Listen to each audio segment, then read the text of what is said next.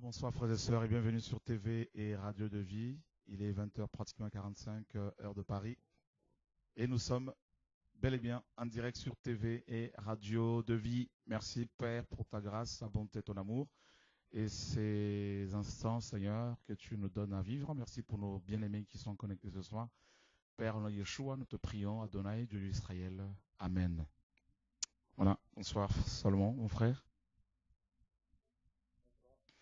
Voilà, mes amis, nous vous avons promis, je vous ai promis de parler de la fin de temps.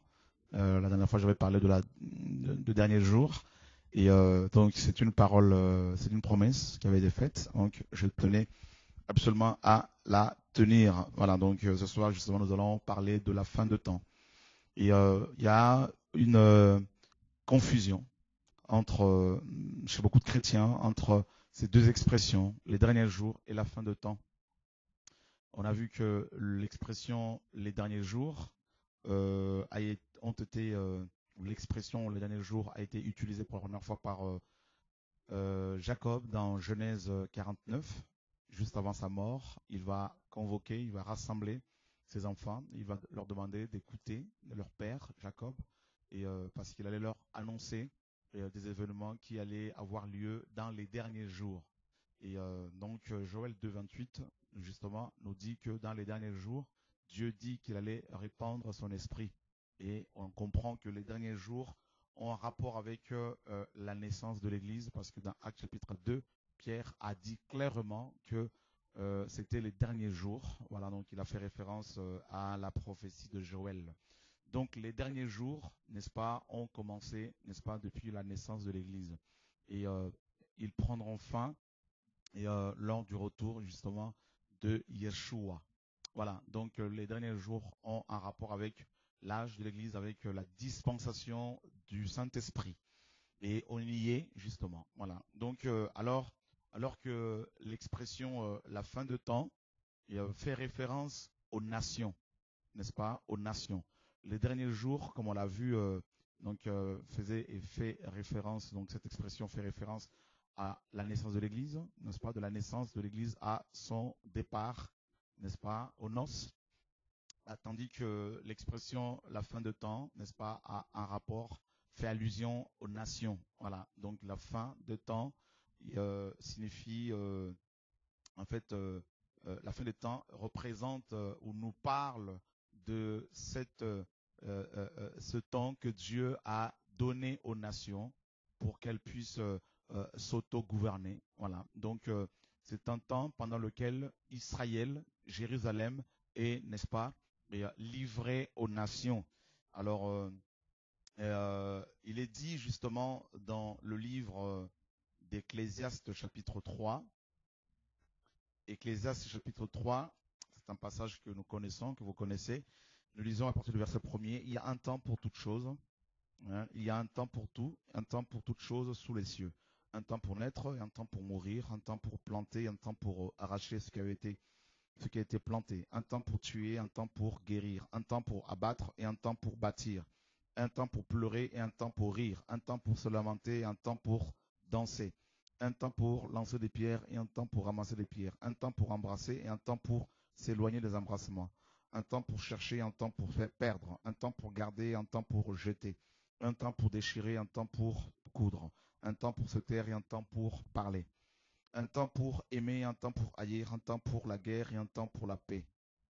Voilà, donc il est question ici bien sûr du temps. Et Dieu, nous dit Daniel, est le maître des temps et des circonstances. Donc Dieu, justement mes amis, a livré Israël aux nations pendant un temps bien défini. Alors, Dieu, comme vous le savez, va bien évidemment à la chute d'Adam et Ève. Et Dieu va se servir de Noé par la suite, parce que toute la terre était corrompue. Il va se servir de Noé pour, n'est-ce pas, éradiquer le mal de la terre, pour purifier la terre du mal, parce qu'il y a eu corruption, il y a eu mélange entre les filles des hommes et des anges déchus. Et elles ont donné naissance, donc ces femmes, aux Niphilim, aux géants, selon Genèse 6. Et ces géants étaient à la base de la dépravation des mœurs. Et ces géants ont corrompu justement la terre. Et Dieu va justement se servir de Noé pour pouvoir purifier la terre. Satan, n'est-ce pas, dans sa cruauté, a voulu, n'est-ce pas, mélanger la lignée du Messie, n'est-ce pas? Donc voilà pourquoi il va se servir de ces émissaires pour polluer la race humaine. Et Dieu utilise Noé et la terre va être purifiée. Quelque temps après, donc, et les enfants de Noé vont se multiplier, vont avoir de nouveau, vont remplir, vont peupler la terre. Et nous sommes justement dans Genèse chapitre 11.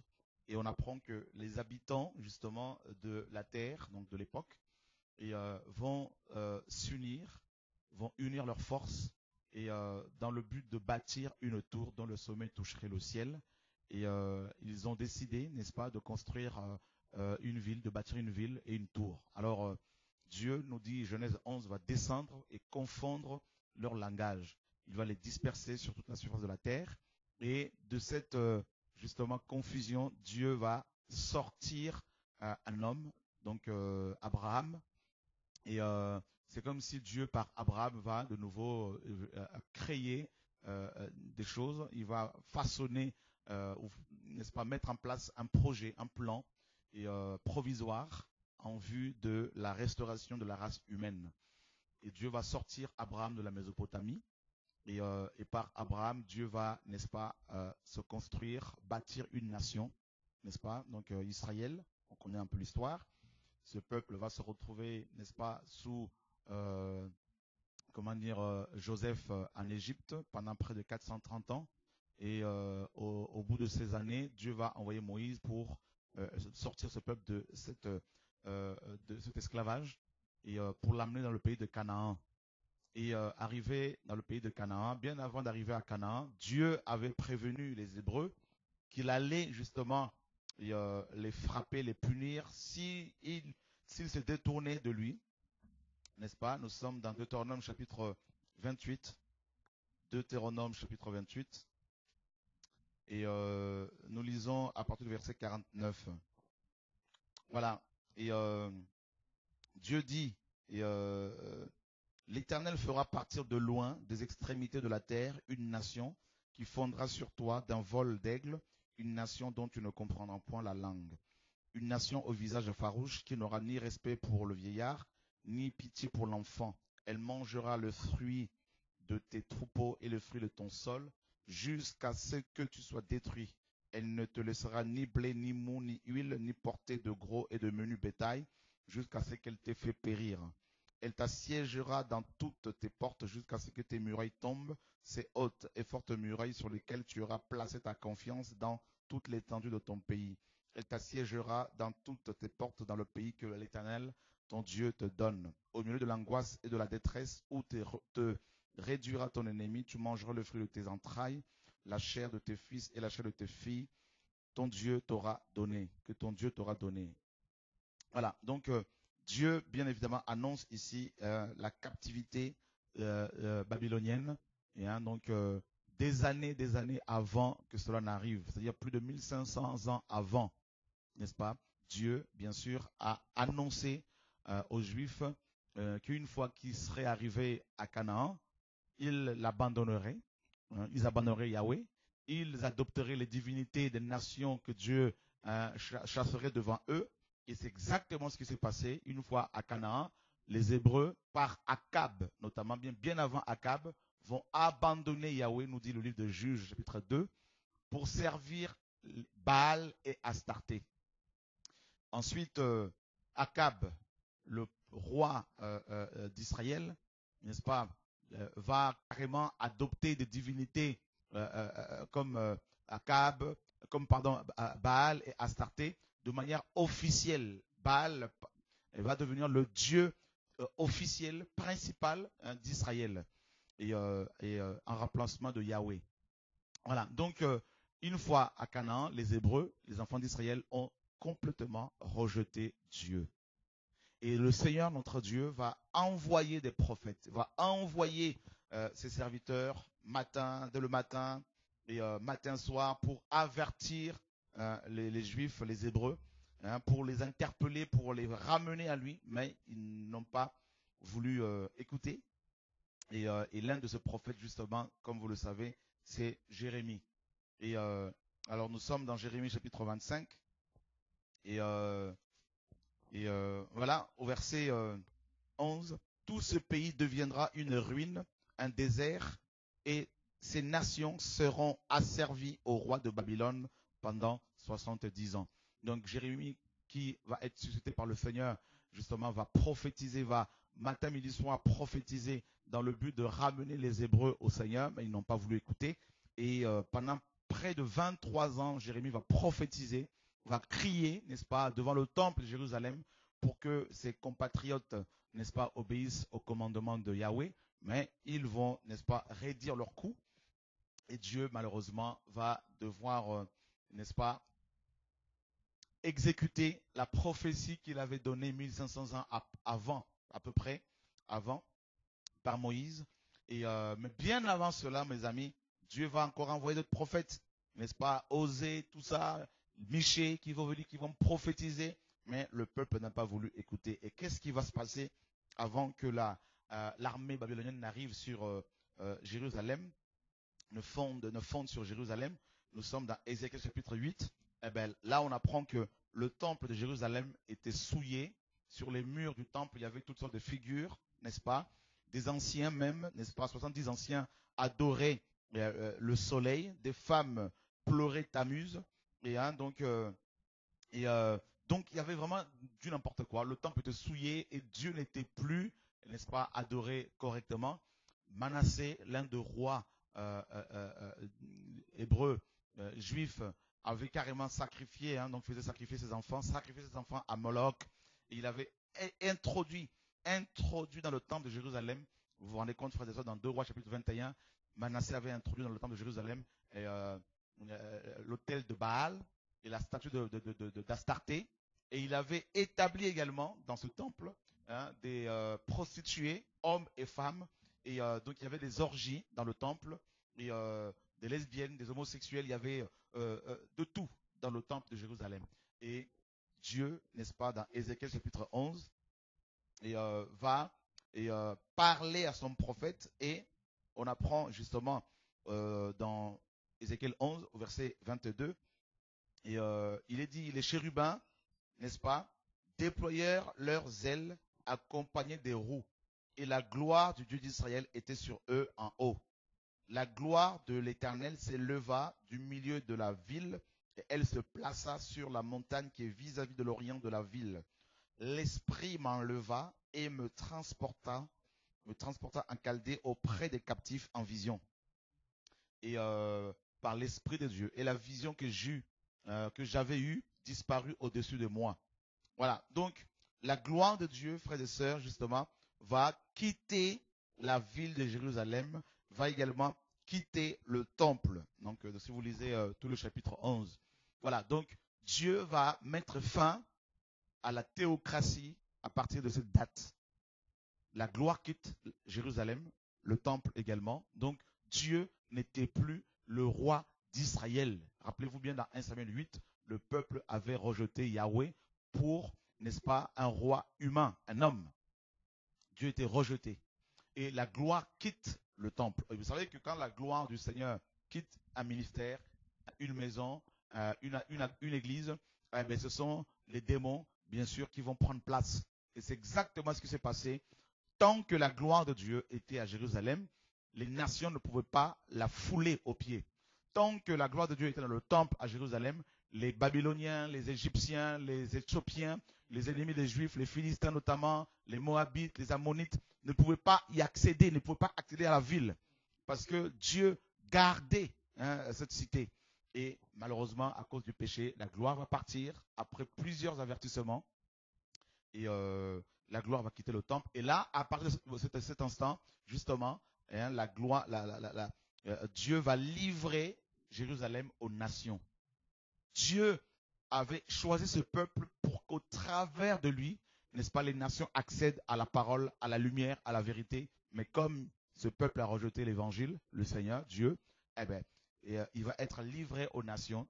Et ce qui va se passer, c'est que en 587, avant Jésus-Christ, le roi de Babylone, Nebuchadnezzar, arrive à Babylone, à Jérusalem, pardon, avec une puissante armée et il va assiéger la ville pendant longtemps et cette ville va tomber, n'est-ce pas? Donc nous sommes dans 2 Rois et chapitre 24. De son temps, Nebuchadnezzar, roi de Babylone, se mit en campagne. Joachim lui fut assujetti pendant 3 ans, mais il se révolta de nouveau contre lui. Donc vous voyez que dans un premier temps, hein, nous sommes en 587 avant Jésus-Christ. Le roi Nebuchadnezzar, le roi de Babylone, donc arrive à Jérusalem. Il va assiéger la ville et pendant 3 ans, n'est-ce pas, le roi d'Israël, le roi de Juda, Joachim, lui était assujetti. Il lui payait un tribut. Vous voyez? Et ce roi va se révolter. Et qu'est-ce qui va se passer? Ben, mes amis, eh ben, Nebuchadnezzar arrive avec une puissante armée, n'est-ce pas? Et va assiéger la ville encore, va prendre ce roi et l'amener à Babylone. Et si vous lisez 2 Rois 24 et 2 Rois 25, et on va prendre 2 Rois 25, à partir du verset 8, là nous sommes à la 3e déportation, parce qu'il y en a eu plus de 3 à peu près. Le verset 8 nous dit, de 2 Rois 25, le 7e jour du 5e mois, c'était la 9e année du règne de Nebuchadnezzar, roi de Babylone. Nebuzaradan, chef de garde, serviteur du roi de Babylone, entra dans Jérusalem. Il brûla la maison de Yahweh, la maison du roi et toutes les maisons de Jérusalem. Il livra au feu toutes les maisons de quelque importance. Toute l'armée de Chaldéens qui était avec le chef des gardes démolit les murailles formant l'enceinte de Jérusalem. Pourquoi? Eh bien parce que selon Deutéronome 28, on l'a lu tout à l'heure, ben les Hébreux mettaient plus leur confiance dans leurs murailles que dans Yahweh. Faites attention, mes amis, pour ne pas mettre votre confiance dans les hommes. Vous serez déçus. Vous risquez de provoquer la jalousie du Seigneur. Dieu est jaloux. Dieu, mes amis, veut à tout prix occuper la première place dans nos cœurs, dans nos vies. Ne prenez personne comme votre appui. Vous risquez d'être désapprouvé par le Seigneur. Et c'est exactement ce qui s'est passé malheureusement pour les Hébreux. Quand ils sont arrivés à Jérusalem, ils sont arrivés, mes amis, Jérusalem était une cité fortifiée, n'est-ce pas? Ils sont arrivés à Canaan. Ils vont ériger, n'est-ce pas, ils vont consolider plutôt les murailles qui existaient déjà. Et ils vont commencer à se dire, voilà, ils se disaient, voilà, ces murailles, ils vont nous protéger de nos ennemis. Et ils ont oublié que c'est Yahweh qui protège véritablement. Voilà, donc Dieu va envoyer cette armée pour démolir carrément ces murailles, n'est-ce pas? Et il n'y avait plus aucune protection. Et là, ils vont accéder au temple, ils vont l'incendier, ils vont, mes amis, prendre les objets de valeur, nous dit justement Daniel chapitre 1er, et ils vont les transporter à Babylone. Nous sommes dans Daniel chapitre 1er. La 3e année du règne de Joachim, roi de Juda, Nebuchadnezzar, roi de Babylone, marcha contre Jérusalem et l'assiégea. Le Seigneur livra entre ses mains Joachim, roi de Juda, et une partie des ustensiles de la maison de Dieu. Nebuchadnezzar emporta les ustensiles au pays de Shinéar, donc c'est Babylone, dans la maison de son Dieu. Il les mit dans la maison du trésor de son Dieu. Voilà. Quel Dieu? Le Dieu Marduk. Le Dieu Marduk. Voilà. Donc, ou encore le Dieu Nebo, parce que Nebu signifie Nebo. Nebuchadnezzar signifie Nebo protège. Voilà. Et il adorait également le Dieu Bel, ou encore Baal. Voilà. Et donc, vous vous rendez compte, frères et sœurs, Dieu, nous dit la parole, va livrer Jérusalem, Israël, va livrer Juda, va livrer également son roi entre les mains de Nebuchadnezzar, roi de Babylone. Alors, écoutez, cette parole, mes amis, est aussi valable aujourd'hui. Remarquez bien qu'il y a beaucoup de pays qui sont contrôlés par d'autres pays, beaucoup plus puissants qu'eux. Hein, donc, il y a des nations qui sont gérées, qui sont contrôlées, assujetties aux nations plus puissantes. Voilà, donc c'est le cas, la parole s'accomplit. Voyez, donc, remarquez aujourd'hui comment les grandes puissances, hein, le G20 notamment, contrôlent beaucoup de pays et leur imposent une forme de, n'est-ce pas, une sorte de tribut, d'impôts. Et ils établissent, comme ici dans la Bible, des présidents qui sont, mes amis, les vassaux, n'est-ce pas, qui sont leurs vassaux, n'est-ce pas. Donc, voilà, donc voilà, il y a plusieurs présidents qui sont des vassaux des grandes puissances, au contrôle des grandes puissances.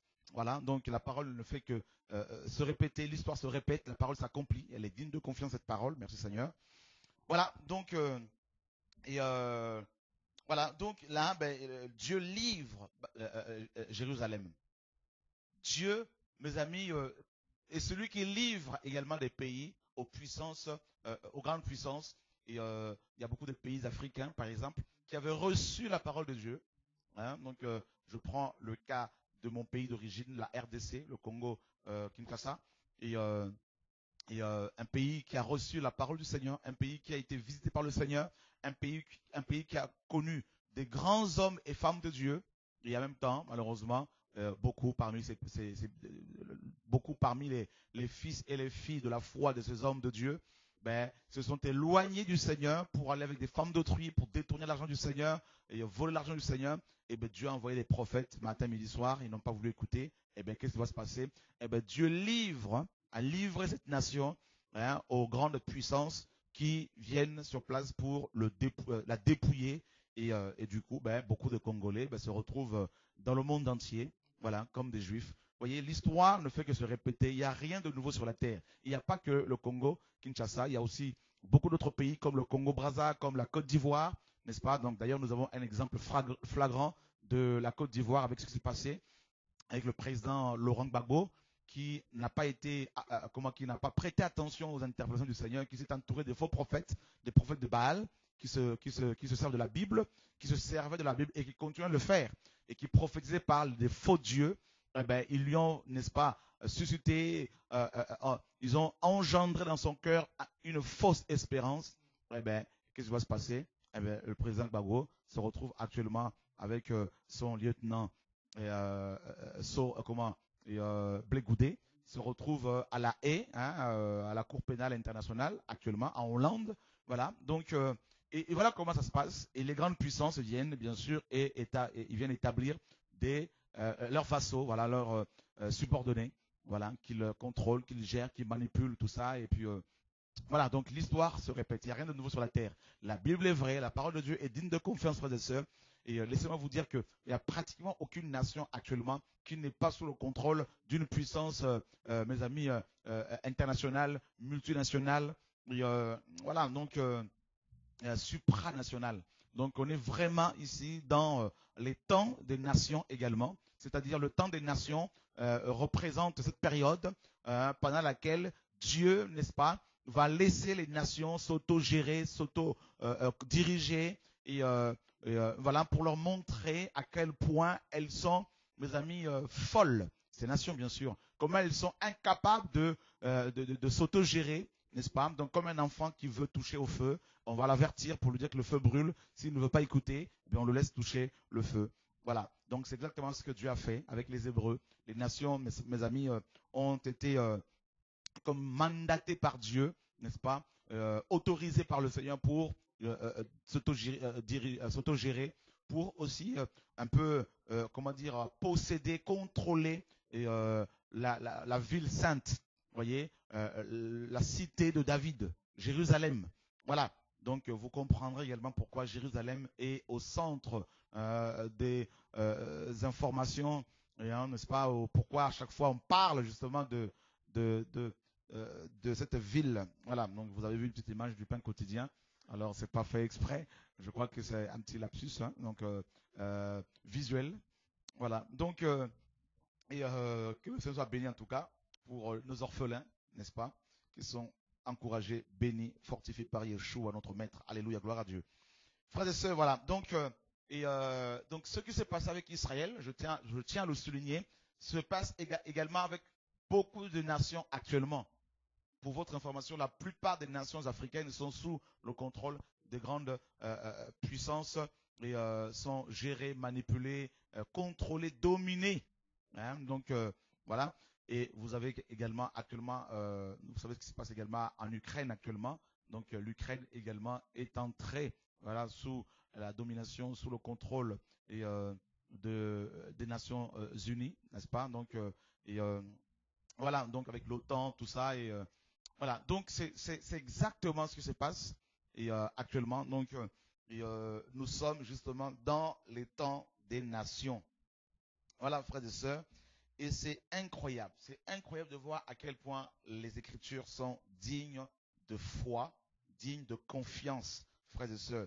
Donc, comprenez que les temps des nations ont débuté officiellement en 500, n'est-ce pas, 87 avant Jésus-Christ, lors de la première déportation des Juifs à Babylone, la première déportation babylonienne qui a eu lieu en 587, entre 587 et 586. Donc, voilà, donc, ces deux dates-là. En tout cas, en 587 avant Jésus-Christ. Voilà. Donc c'est là que la gloire du Seigneur a quitté Jérusalem. C'est là que Dieu va livrer cette nation, donc Israël, aux nations. Et rappelez-vous bien que, et bien avant cela, en 722, parce que Israël était divisé en deux, n'est-ce pas, sous Roboam, et il y a eu le royaume du Nord, dont la capitale était la Samarie, et le royaume du Sud, dont la capitale était Jérusalem. Alors, en 722 avant Jésus-Christ, Dieu va envoyer Salmanazar V, roi d'Assyrie, dans la Samarie, et ce roi va déporter les Samaritains, donc les Samaritains, donc les 10 tribus, hein, d'Israël, et il va les déporter en Égypte, en Assyrie, dans plusieurs pays étrangers, et il va, n'est-ce pas, les remplacer par d'autres populations, d'autres peuples. Et il y a eu un mélange, d'où justement les Samaritains. Voilà. Donc, ensuite, en 587, c'était le tour du royaume du Sud, c'est-à-dire de Juda, dont la capitale était Jérusalem. Voilà. Donc Dieu va livrer, hein, n'est-ce pas, Jérusalem aux nations. Et donc, nous sommes justement dans les temps des nations. Voilà pourquoi on a l'impression parfois, on se dit parfois, mais Dieu, pourquoi Dieu n'intervient-il pas? Il y a autant d'atrocités, de guerres, des conflits, des enfants qui sont violés, des pays qui souffrent, des populations qui sont déplacées, tout ça. Et où est Dieu, n'est-ce pas? Et beaucoup même ont de doutes, hein, sur l'existence de ce Dieu. Et laissez-moi vous dire, frères et sœurs, et vous qui êtes païens, qui n'êtes pas encore convertis, laissez-moi vous dire que les Écritures nous disent que Dieu, n'est-ce pas, a donné aux nations un temps. Voilà, donc, et il va intervenir ouvertement dans les affaires humaines. Et il va le faire très bientôt, nous le croyons. Mais pour l'instant, c'est le temps de nations. Voilà, donc, c'est-à-dire les impies, les méchants règnent, prospèrent, et les vrais enfants de Dieu sont rejetés, persécutés, pleurent, se retrouvent dans beaucoup de problèmes, beaucoup de souffrances, sont pourchassés, sont égorgés, exécutés, tout ça. C'est comme si Dieu se laissait faire. C'est comme si Dieu encourageait le mal. Non, Dieu n'encourage pas le mal. Frères et sœurs, Dieu ne prend pas plaisir au mal. Au contraire, il a laissé aux nations un temps. Et nous sommes dans Luc chapitre 21. Luc chapitre 21. Et nous lisons à partir du verset 20.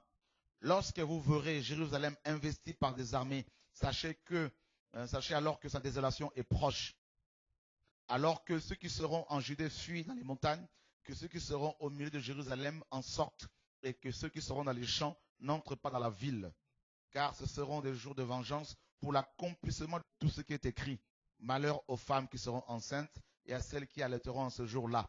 Car il y aura une grande détresse dans le pays et de la colère contre ce peuple. Ils tomberont sous le tranchant de l'épée. Ils seront emmenés captifs parmi toutes les nations. Et Jérusalem sera foulée aux pieds par les nations jusqu'à ce que les temps des nations soient accomplis.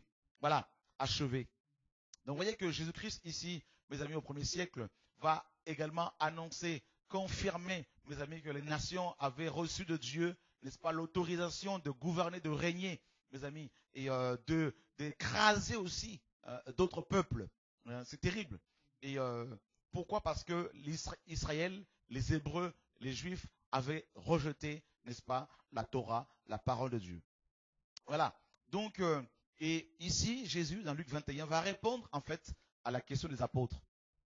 Parce que les apôtres voulaient savoir, connaître, ils voulaient connaître le signe de son avènement. Alors le Seigneur, bien sûr, va leur dire justement qu'un des signes, justement, c'est le contrôle, c'est l'asservissement, c'est le siège de Jérusalem par les nations.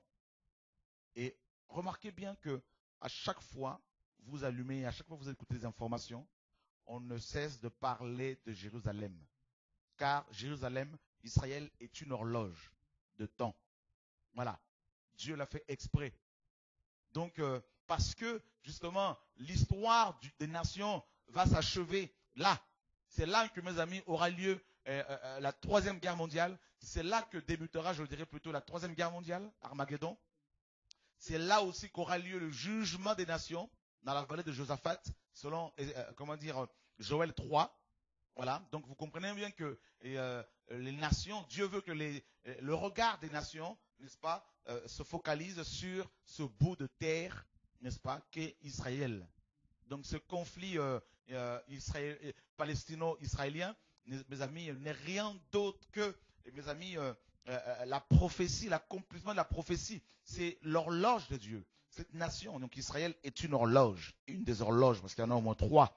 Il y a Israël, il y a les nations et il y a aussi les églises. Voilà, les chrétiens que nous sommes, les enfants de Dieu, les disciples du Seigneur Yeshua. Voilà, donc Israël nous dit la parole, Jérusalem notamment sera foulée aux pieds par les nations, jusqu'à ce que le temps des nations soit accompli. Et la prophétie de Luc 21 va s'accomplir partiellement mes amis, en l'an 70 après Jésus-Christ.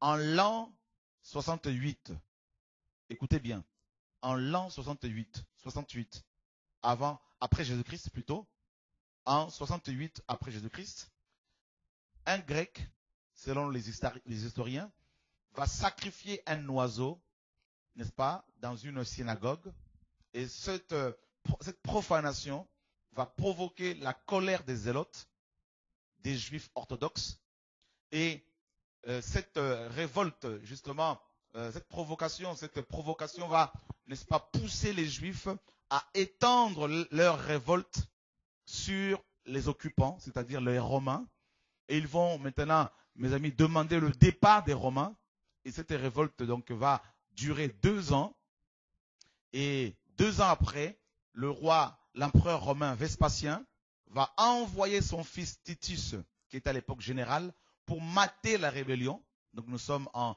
l'an 70 après Jésus-Christ. Et Titus arrive avec une puissante armée à Jérusalem, conformément à la prophétie du Seigneur. Jérusalem serait, n'est-ce pas, investie par les armées comme il le disait.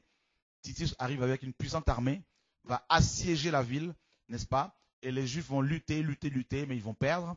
Et Titus va détruire le temple, qui va être incendié. Un soldat romain par mégarde va faire tomber sa torche sur le rideau du temple. Et il va y avoir un grand incendie, n'est-ce pas? Et l'or qui était sur la façade de ce temple va commencer à suinter. Et des soldats romains, pour récupérer cet or, vont démonter pierre sur pierre, conformément à la prophétie de Jésus-Christ dans Matthieu 24, où il disait aux apôtres qu'il ne resterait pierre sur pierre du temple qui ne soit démonté. Voilà. Donc, voilà comment, partiellement, la prophétie de Luc 21 va s'accomplir. Mais bien avant cela, en l'an 162 avant Jésus-Christ, le roi Épiphane, n'est-ce pas? Épiphane, roi, mes amis, macédoniens et gréco-macédoniens, va arriver à Jérusalem et il va interdire aux Juifs l'observance des lois de Moïse, notamment du Shabbat. Il va leur interdire d'observer la Torah, les fêtes de Yahweh, la circoncision, et les Juifs qui avaient refusé d'obéir à ce roi impie vont être exécutés. Des femmes juives étaient brûlées vives avec leurs enfants attachés à leur cou, n'est-ce pas? Et Épiphane, mes amis, va être annoncé par Daniel, Voilà, donc, voilà, les nations, mes amis, ont le droit de la part de notre Dieu, mes amis, de manifester, de contrôler, de sévir, et, de combattre, d'exécuter, mes amis, les saints, de faire la guerre aux saints, et voire de les vaincre, n'est-ce pas, sur le plan physique, bien sûr, et non sur le plan spirituel. On a vu, à la naissance de l'Église, Étienne a été lapidé, Jacques, apôtre de Yeshua, a été décapité, Pierre était en prison.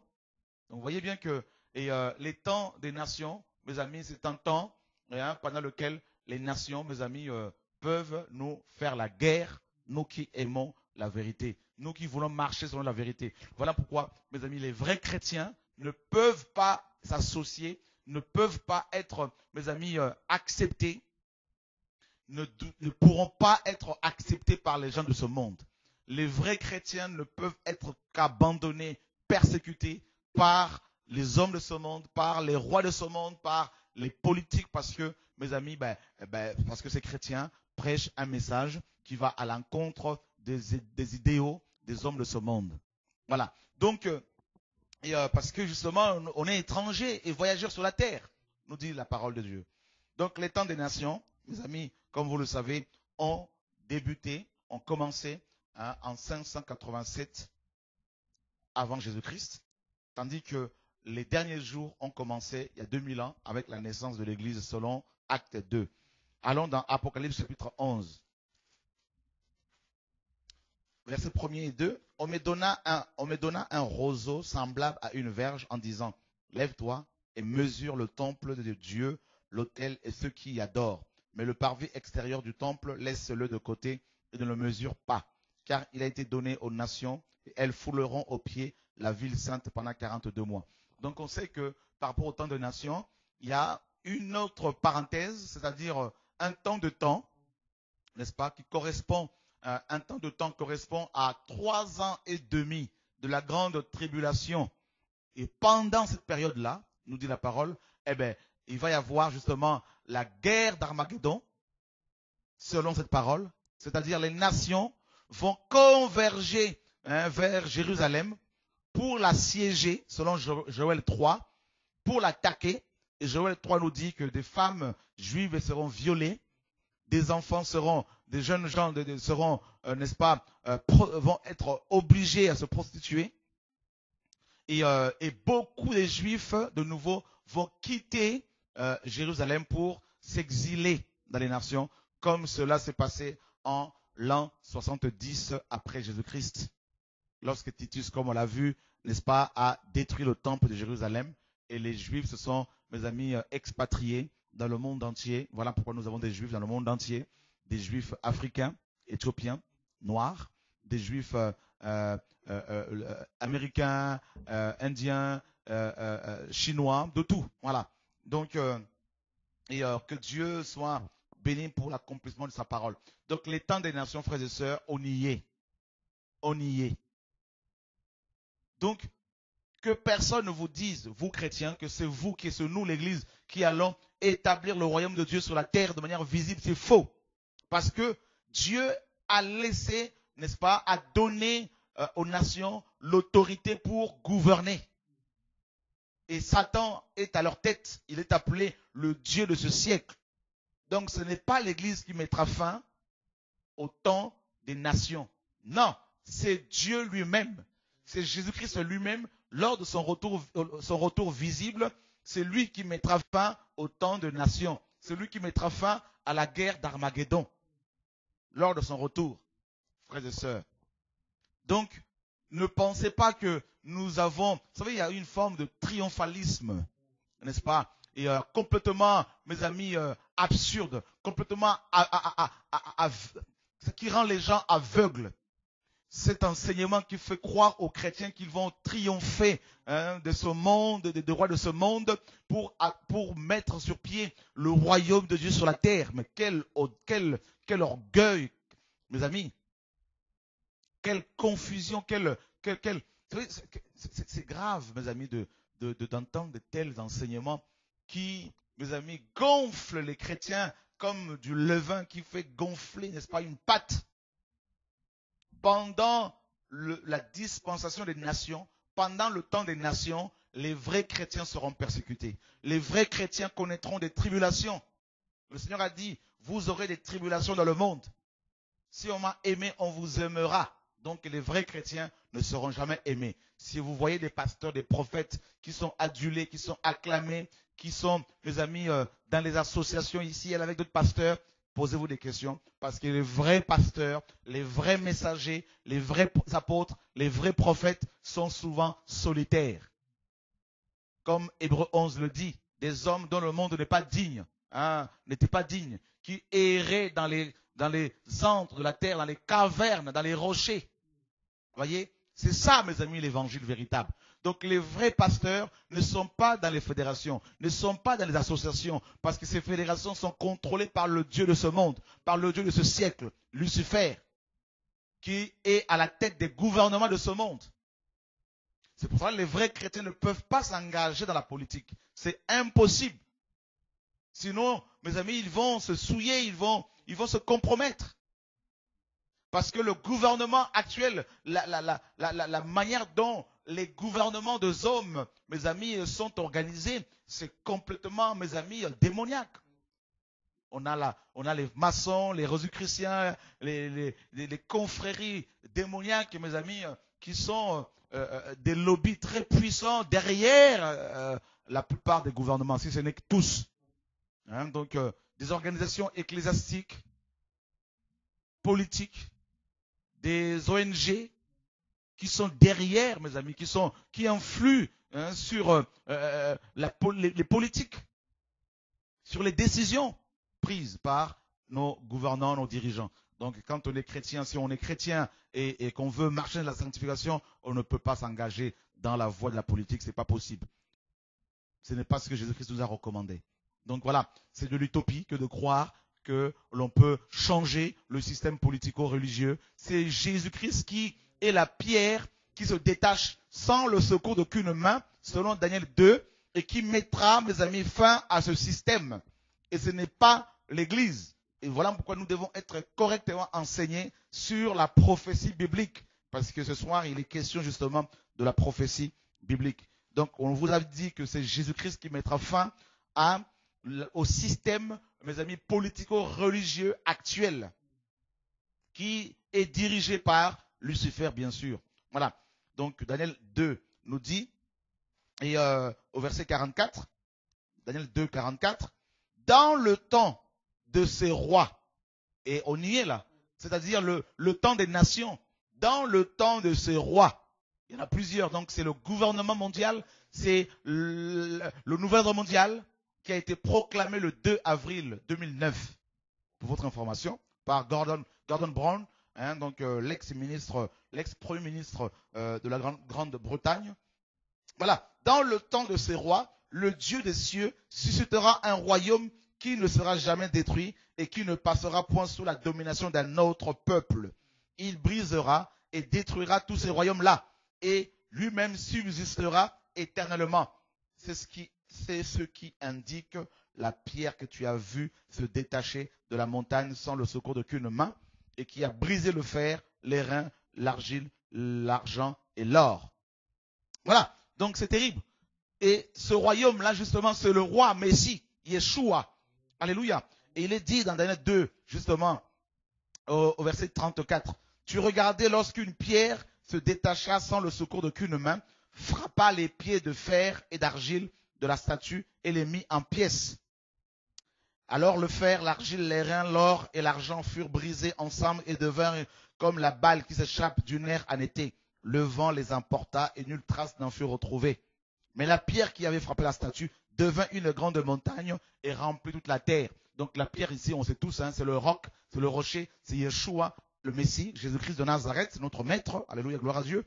Donc on voit bien que Daniel a prophétisé que Yeshua est celui qui allait frapper la statue de Nebuchadnezzar, c'est-à-dire cette statue représente justement le gouvernement mondial, le temps des nations. Vous voyez, frères et sœurs, cette statue représente également les 4 animaux dont il est question Dans Daniel 7, le lion, c'est Babylone. L'ours, n'est-ce pas, c'est les Mèdes et les Perses. Le léopard, c'est la Grèce. Et le quatrième animal n'a pas pu être identifié, c'est la Rome impériale. Et Apocalypse 13 nous dit que ces 4 animaux, n'est-ce pas, ces 4 royaumes, ces 4 empires sont restaurés. Et mes amis, c'est le cas actuellement avec le traité de Rome. Mes amis, signé le traité de Rome, signé en mars 1947, voilà, les 4 royaumes furent restaurés et ils continuent à l'être à l'heure actuelle. Vous voyez, frères et sœurs, sous nos yeux, avec l'ONU et ses agences, l'OMS du côté de la santé, pour la santé, et l'OMC pour le commerce, n'est-ce pas, et l'OTAN pour tout ce qui est armes, tout ça. Et donc il y a plusieurs agences comme ça de l'ONU, et on est, mes amis, dans les temps des nations, dans, mes amis, en fait, la statue de Nebuchadnezzar est complètement restaurée, pour votre information. Et l'Église se retrouve, mes amis, sous, mes amis, la gouvernance de ces rois. Et on y est. Donc il est dit que la pierre va devenir une grande montagne pour remplir ensuite la terre. Et qu'est-ce que Michée nous dit justement dans Michée chapitre 4, mes amis? Michée chapitre 4, il est dit, il arrivera dans la suite de temps, il arrivera dans les derniers temps, que la montagne de la maison de Yahweh sera fondée sur le sommet des montagnes, qu'elle se lèvera par-dessus les collines et que des peuples y afflueront. Des nations s'y rendront en foule et diront, venez et montons à la montagne de Yahweh, à la maison du Dieu de Jacob, afin qu'il nous enseigne ses voies et que nous marchions dans ses sentiers, car de Sion sortira la loi et de Jérusalem la parole de Yahweh. Il sera le juge d'un grand nombre de peuples, l'arbitre de nations puissantes lointaines, l'arbitre de nations puissantes lointaines. De leurs glaives, ils forgeront des royaumes et de leurs lances des serpes. Une nation ne tirera plus l'épée contre une autre et l'on n'apprendra plus la guerre. Voilà. Et voilà ce que la parole nous dit. Michée et Ésaïe 2 nous parlent de la même chose, qu'il arrivera à la fin de temps, dans la suite de temps, que la montagne de Yahweh donc, sera établie au-dessus des collines, au-dessus d'autres montagnes, c'est-à-dire des royaumes, des empires. Et c'est exactement ce qui va se passer quand Jésus-Christ va revenir. Vous voyez, Zacharie 14 nous le dit, n'est-ce pas? Dans Zacharie 14, il est dit au verset, justement, 8, Yahweh sera roi de toute la terre. En ce jour-là, Yahweh sera le seul Yahweh et son nom sera le seul nom. Voilà, littéralement, en ce jour-là, Yahweh sera un et son nom sera un. Voilà, donc Yahweh, bien sûr, c'est Jésus-Christ de Nazareth. Voilà, donc le roi des rois et le Seigneur de seigneurs. Et il est dit dans Apocalypse chapitre 19, justement, et Apocalypse 19, qu'est-ce qu'on apprend? Eh bien, Jean voit justement le ciel s'ouvrir, puis je vis au verset 11, le ciel ouvert, et voici parut un cheval blanc, celui qui le montait s'appelle fidèle et véritable. Fidèle et véritable, bien sûr, c'est Dieu. Et il juge et combat avec justice. Ses yeux étaient comme une flamme de feu. Sur sa tête étaient plusieurs diadèmes. Il avait un nom écrit que personne ne connaissait de lui-même. Et il était revêtu d'un vêtement teint de sang. Son nom est la parole de Dieu. Les armées qui sont dans le ciel le suivaient sur des chevaux blancs, revêtus d'un fin lin blanc pur. De sa bouche sortait une épée aiguë pour frapper les nations. Donc là, c'est la guerre d'Armageddon qui va prendre fin. C'est le paroxysme de la guerre d'Armageddon, frères et sœurs. Il les pétera avec une verge de fer. Il foulera la cuve du vin de l'ardente colère du Dieu Tout-Puissant. Alléluia. Il avait sur son vêtement et sur sa cuisse un nom écrit, Roi des rois et Seigneur des seigneurs. Alléluia.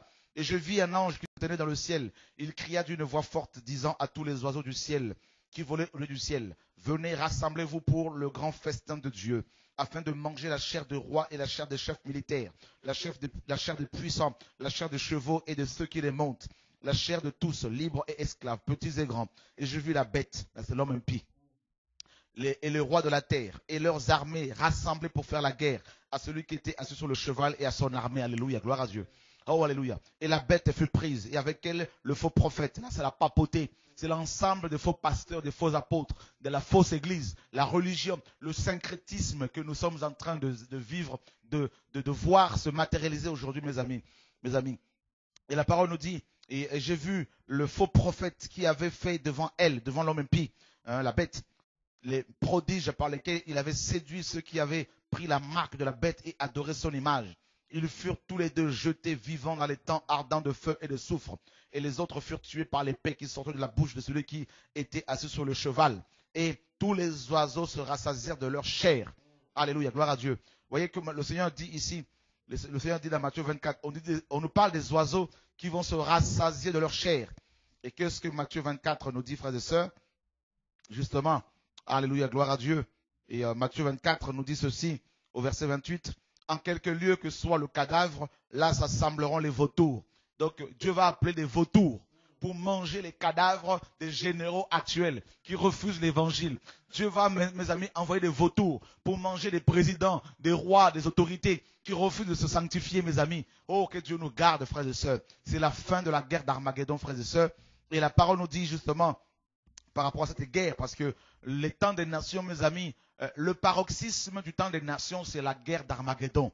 C'est le combat du Tout-Puissant. C'est là que Dieu va descendre pour confondre ses ennemis, frères et sœurs, et l'Église reviendra avec Yeshua, nous serons assis sur des chevaux blancs, avec nos armes, avec notre armure dont il est question dans Éphésiens chapitre 6, frères et sœurs, le casque du salut, l'épée, mes amis, la ceinture, le bouclier de la foi, le zèle que donne l'évangile. Et chacun aura son cheval. Et nous allons redescendre pour attaquer, pour combattre, mes amis, contre les armées de ce monde. Alléluia, gloire à Dieu. Ils vont tirer sur nous, ces hommes et ces femmes, ces militaires, vont tirer sur nous avec des armes biologiques, chimiques, mes amis. Mais les armes vont ricocher sur nous parce que nous aurons des corps glorieux. Alléluia, gloire à Dieu. Et je vis, Apocalypse chapitre 16, verset 12, le sixième ange versa sur le grand fleuve, l'Euphrate, et son eau tarit pour préparer la voie au roi qui vient de l'Orient. Là, selon mes amis, selon Ézéchiel 38 et 39, l'homme impie sera à la tête d'une puissante armée, mes amis, une grande coalition, la Chine, mes amis, avec la Russie et certaines nations, mes amis, musulmanes, et qui vont s'associer et vont descendre sur, mes amis, Jérusalem. Alléluia. Et la France et beaucoup de nations occidentales, y compris, mes amis, vont se joindre à eux. Et le roi du Midi également, donc l'Égypte. Et mes amis, l'Éthiopie, certains pays africains vont se joindre à eux, vont descendre sur Jérusalem pour attaquer, mes amis, cette ville. Alléluia. Et Dieu nous dit la parole. Dieu va demander à un ange de verser sur le fleuve, l'Euphrate, la coupe de sa colère. Mais mes amis, sur le royaume de l'homme impie. Dieu va déverser les 7 coupes de sa colère sur le royaume de l'homme impie. Et la 6e coupe va faire tarir le fleuve, l'Euphrate, pour préparer. C'est comme si Dieu va, mes amis, construire une autoroute pour permettre à ce roi, mes amis, il y aura près de 200 millions de soldats, de cavaliers selon Apocalypse 9, mes amis, qui vont se diriger sur Jérusalem. Dieu même va leur rendre la tâche facile. Dieu va les convoquer lui-même, frères et sœurs. Il va les rassembler selon Michée 11, 4, 11. Dieu va les rassembler là. Mes amis, on nous dit, et je vis sortir de la gueule du dragon, de la gueule de la bête et de la bouche du faux prophète, 3 esprits impurs, semblables à des grenouilles, car ce sont des esprits de démons qui font des prodiges et qui vont vers le roi de toute la terre, afin de les rassembler pour le combat du grand jour du Dieu Tout-Puissant. Alléluia. Voici, je viens comme un voleur. Heureux ceux qui veillent et qui gardent leurs vêtements, ces vêtements, afin qu'ils ne marchent pas nus et qu'on ne voit pas sa honte. Ils les rassemblèrent dans le lieu appelé en hébreu Armageddon. Ils, c'est qui? Eh bien, les démons. C'est une guerre terrible. Les démons vont rassembler toutes les armées du monde. L'armée, mes amis, irakienne, l'armée, mes amis, égyptienne, l'armée française, l'armée américaine, l'armée, mes amis, de l'homme impie. Toutes ces armées vont se liguer, mes amis, contre Israël, nous dit la parole, frères et sœurs. Alors là, qu'est-ce qui va se passer, frères et sœurs? Eh bien, Yeshua, avec l'Ecclésia, mes amis, sera de retour. Alléluia, gloire à Dieu. Dieu nous dit ici, on nous dit que ce sont les démons qui vont les rassembler. Mais en fait, dans Zacharie 14, on a une autre information. Il est dit dans Zacharie 14, mes amis, au verset 1er, voici le jour de Yahweh arrive, et tes dépouilles seront partagées au milieu de toi. Je rassemblerai toutes les nations pour qu'elles attaquent Jérusalem. La ville sera prise, les nations, les maisons seront pillées et les femmes violées. La moitié de la ville ira en captivité mais le reste du peuple ne sera pas exterminé de la ville.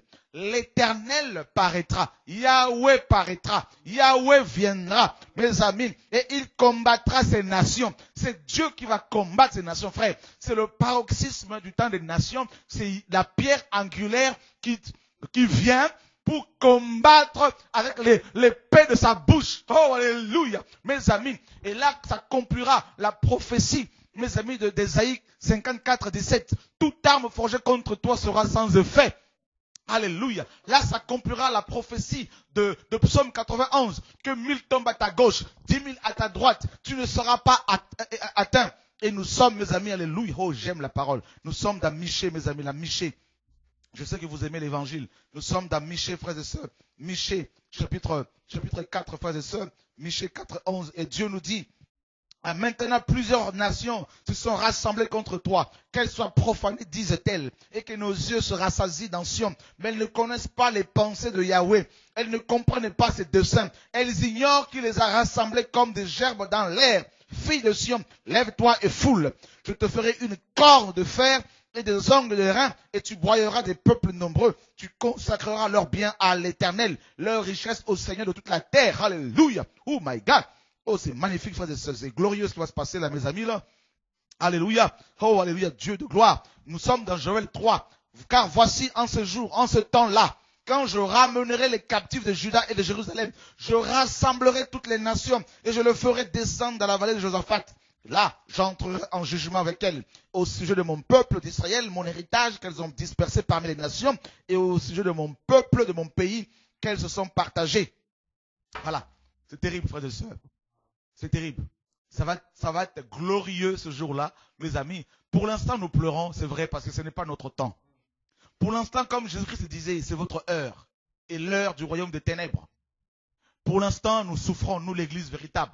On est persécuté, on est traité de faux prophètes, on est traité de faux pasteurs, on est traité de gourous, voleurs, impudiques, tout ce que vous voulez, frère. Qu'on envoie des âmes en enfer, voilà comment on nous traite. C'est pas facile. C'est biblique. Le Seigneur a dit par Paul, vous serez au milieu d'une bonne et d'une mauvaise réputation. Mais que les chrétiens qui sont ainsi traités ne baissent pas les bras, ne se découragent pas. Parce que, mes amis, notre temps arrive. Notre temps arrive. Alléluia. Il a été donné aux nations. Il a été donné à l'impie de les vaincre. Mes frères, un temps arrive. Le temps de la restauration, mes amis, arrive. Soyez fortifiés, encouragés au nom de Yeshua. Gloire à Dieu. On a compris, frère, les temps des nations, mes amis, ont commencé en 587 avant Jésus-Christ. Et les derniers jours ont commencé à la naissance de l'Église, il y a 2000 ans. Si vous avez des questions à poser, vous pouvez nous appeler au nom de Yeshua. Que Dieu soit béni, glorifié pour sa parole. Soyez fortifiés, encouragés, frères, sœurs, au nom de Yeshua. Notre délivrance est proche. Levons les yeux au ciel et regardons, frères et sœurs, l'agneau qui revient. Mais il revient non en tant qu'agneau, mais en tant que le lion de la tribu de Juda pour asseoir son autorité sur les nations, frères et sœurs. Et il va briser, selon Psaume chapitre 2, mes amis, le bâton de commandement des rois de ce monde. Pourquoi les nations, pourquoi les princes se liguent-ils, nous dit Psaume chapitre 2, n'est-ce pas? Et Dieu va paraître, Yeshua va paraître, le Messie va paraître, mes amis, pour reprendre le gouvernement des nations, n'est-ce pas? Le bâton de commandement d'entre les mains des hommes de ce monde, parce qu'ils ont mal géré le monde. Ils ont dirigé avec injustice, mes amis, et Dieu revient pour nous délivrer, pour notre délivrance. Que toute la gloire soit rendue à Yeshua, le maître des maîtres, notre Seigneur et Sauveur. Gloire à Dieu. Dieu est bon.